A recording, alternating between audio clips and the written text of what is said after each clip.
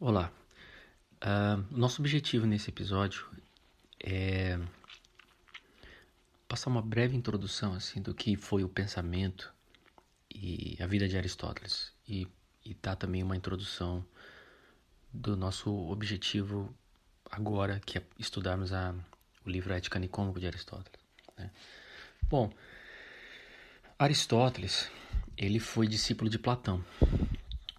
Então, se a gente pensar a filosofia, a base da filosofia ocidental, como a filosofia como um projeto de investigação e de reflexão sobre a realidade, ela é baseada em três nomes, né? Que é Sócrates, Platão e Aristóteles.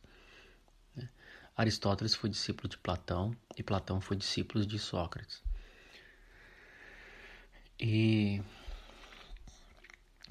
Aristóteles, se você vamos voltar um pouquinho na história, Platão foi discípulo de Sócrates. Sócrates ele morre condenado por Atenas por um motivo de corromper a juventude e ensinar adoração a outros deuses. Foi o motivo do julgamento dele, né? Isso é o motivo que acharam, né, para condená-lo, porque Sócrates de uma certa forma incomodava a sociedade com as suas investigações. Ele praticamente expunha principalmente a classe sofista, né, a classe de sofistas e os políticos ou homens de renomes por causa da sua prática mesmo filosófica na questão da reflexão dialética, a questão da pergunta e resposta. Ele mostrava que as pessoas que julgavam que sabiam, elas na verdade não sabiam de nada.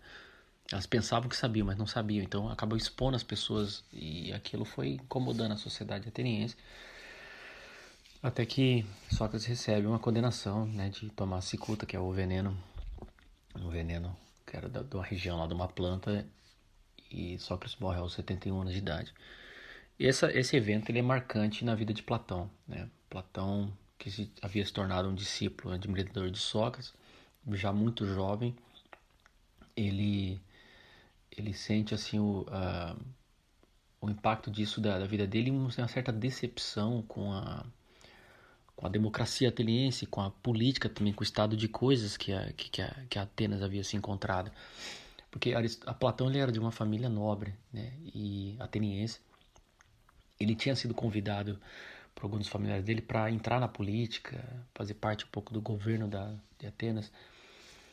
E ele acaba rejeitando essa vida e ele vai se dedicar à filosofia e tentar investigar a decadência e a crise, né, moral que a Grécia havia entrado. Porque uma coisa característica do pensamento dos três, assim, eles se encontram num período de decadência da Grécia. Tanto decadência moral, decadência política, decadência da cultura grega.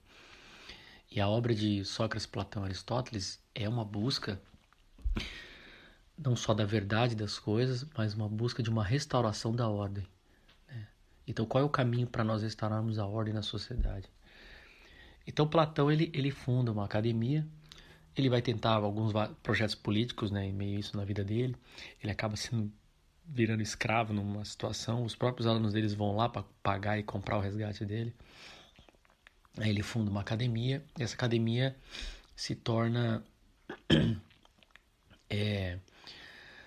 realmente uma escola, um lugar onde começa essa investigação dos problemas, né? Tanto Platão como Aristóteles, eles não têm uma obra sistemática, uma, uma obra assim sistemática como vai acontecer em Hegel ou em Kant, uma coisa sistemática, mas é uma busca de investigação de problemas que já havia sendo construído desde os pré-socráticos, né? Se você pensar, uma coisa que você tem que saber é os pré-socráticos eles haviam trazido a ideia da filosofia da natureza e Sócrates ele muda, né, junto com os sofistas, há uma mudança na, nas discussões da filosofia. Eles começam a discutir problemas da ética, da vida humana, da política, da vida em sociedade, né?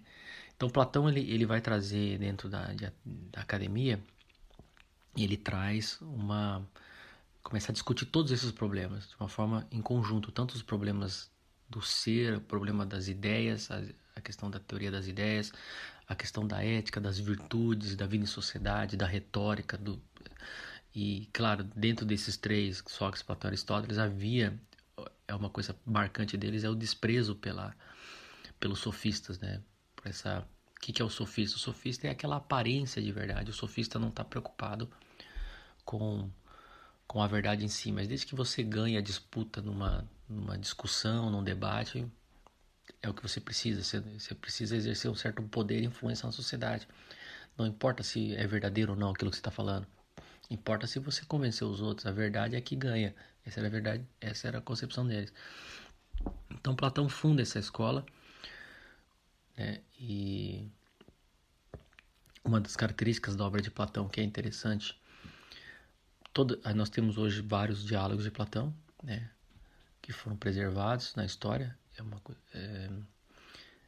uma das obras mais importantes do Ocidente, de uma beleza de escrita, de uma beleza literária e também de um alcance e de uma reflexão filosófica muito refinada, muito alta, muito substancial.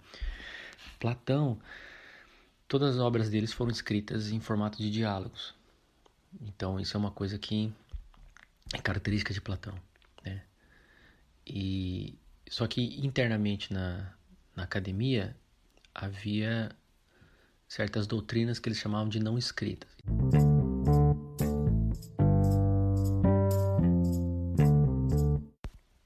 Bom, Aristóteles, ele nasce em Estagira, na região da Trácia, que fora de Atenas, né, bem distante de Atenas, então ele não era um cidadão ateniense como Platão e Sócrates.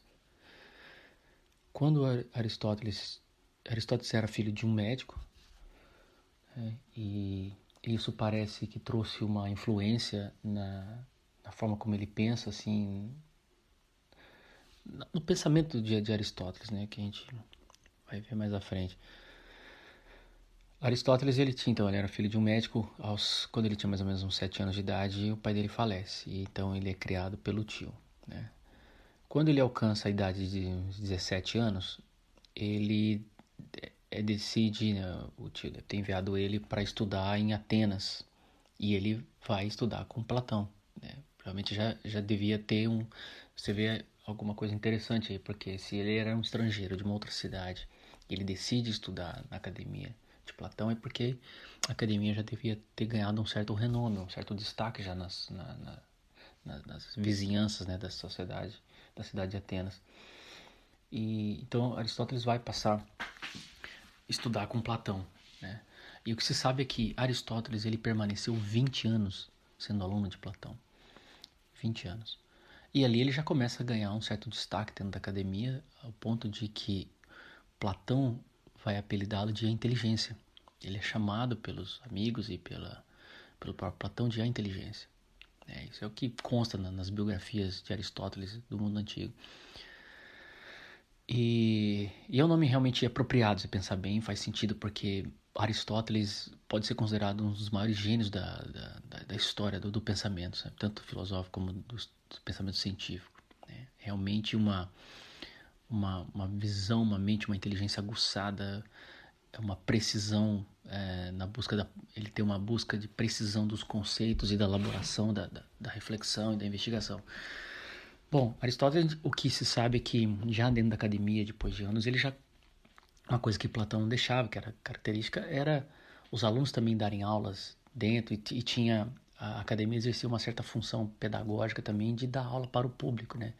Então, alguns alunos de Platão já davam essas aulas para o público, aulas de retórica, às vezes aulas sobre as virtudes, alguma coisa assim. Quando Platão morre, e isso eu estou falando, tudo isso falando antes de Cristo, né? Vamos dizer assim, Platão ele falece mais ou menos no ano de 347, com a morte de Platão.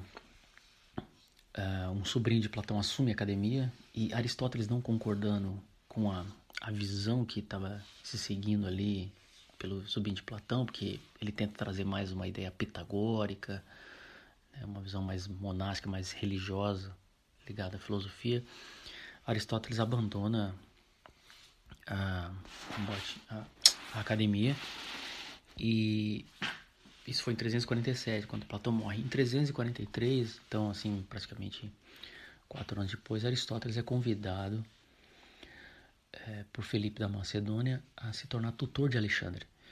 Felipe da Macedônia era, no caso, o rei, né? E Alexandre, que eu estou falando, é aquele que vai se tornar Alexandre o Grande, o imperador Alexandre. Né? Então, você vê que há uma ligação, uma conexão histórica entre o Império Grego e Aristóteles.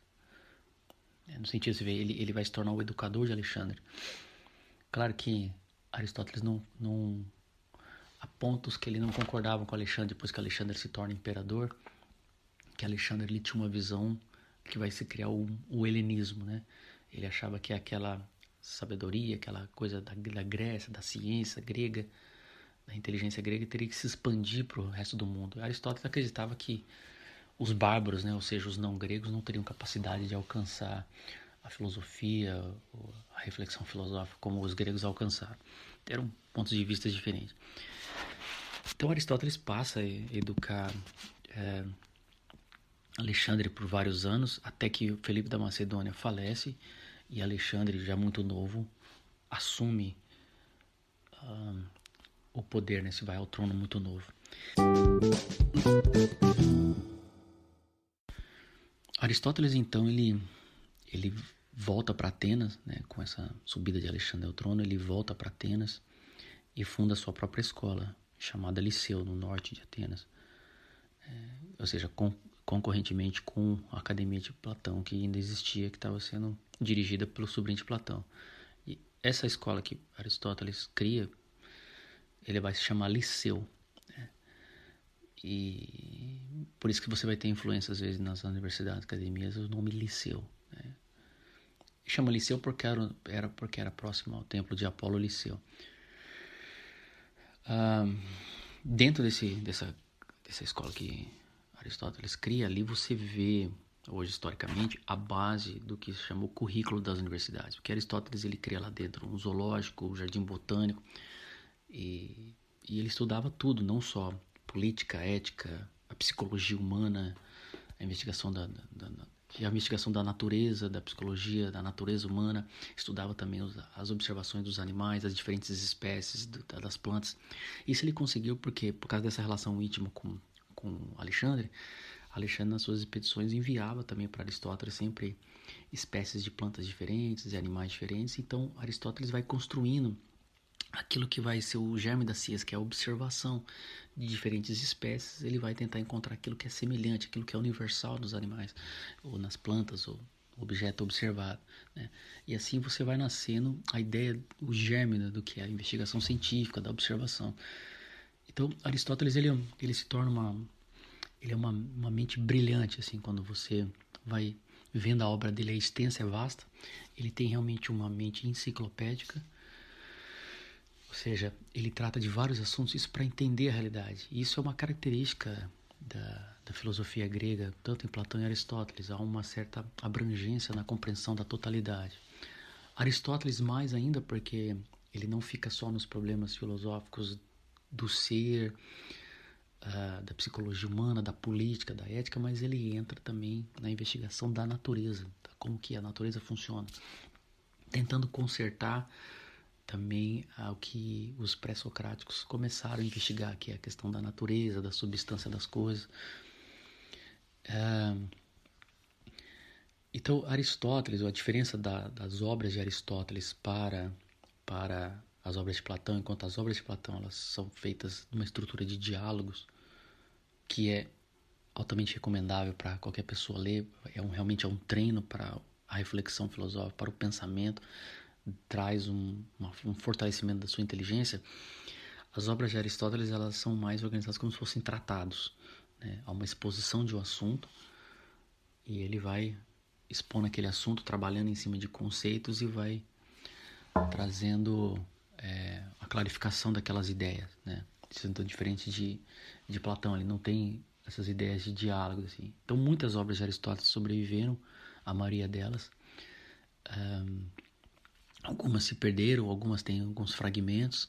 Né? Então Aristóteles ele escreve sobre vários assuntos, assim, as obras deles envolvem assuntos sobre física, metafísica, que é a ciência do ser, tem estudos em biologia sobre os animais, ele tem um estudo sobre a observação dos gatos, sobre as plantas, ele tem as obras clássicas dele, que é conhecida como a Ética, tem várias obras éticas, uma delas que a gente vai estudar, a Ética Nicômaco. Você tem obras sobre a política, que também ela está quase completa, tem partes que parece que foram perdidas. Você tem existe uma obra dele chamada Poética, que ele estuda o drama, a tragédia grega. Ali também tem uma obra que foi perdida, porque tem a segunda parte que ele iria expor sobre a comédia, porque você tem a tragédia grega e a comédia grega. A comédia não tem, existe só a tragédia, porque ele menciona isso no livro que ele vai tratar do outro assunto, mas ninguém sabe onde foi parar, então desapareceu. Ele tem obras sobre retóricas. Aristóteles construiu uma obra sobre a lógica humana, lógica, né, o pensamento racional, que são um composto de várias obras, que é chamado de Organon. Aí você tem obras sobre os analíticos, segundo analíticos, obras sobre interpretação, obras sobre argumentação, retórica, debate. Em Aristóteles você tem uma coisa interessante, por exemplo, essas obras lógicas, elas são tão completas e tão fundantes e tão bem elaboradas, tão bem pensadas, que praticamente na história da ciência você tem um homem que sozinho construiu praticamente todo um ramo de uma ciência. Depois houve poucos acréscimos, assim, por exemplo, nessa questão do raciocínio lógico, que são as obras do primeiro analítico, segundo analítico, categorias. É uma coisa única na história de um homem só ter construído praticamente toda uma investigação científica em torno de um assunto. Depois você só teve alguns acréscimos, algumas mudanças aqui ou ali, mas no geral está completo. Então, assim, é algo impressionante, né?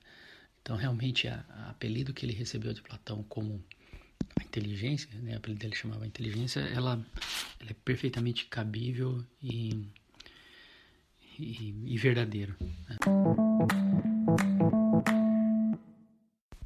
A obra que nós vamos nos concentrar aqui por um tempo é a obra chamada Ética Nicômaco, né? Ela faz parte das obras políticas de Aristóteles, né?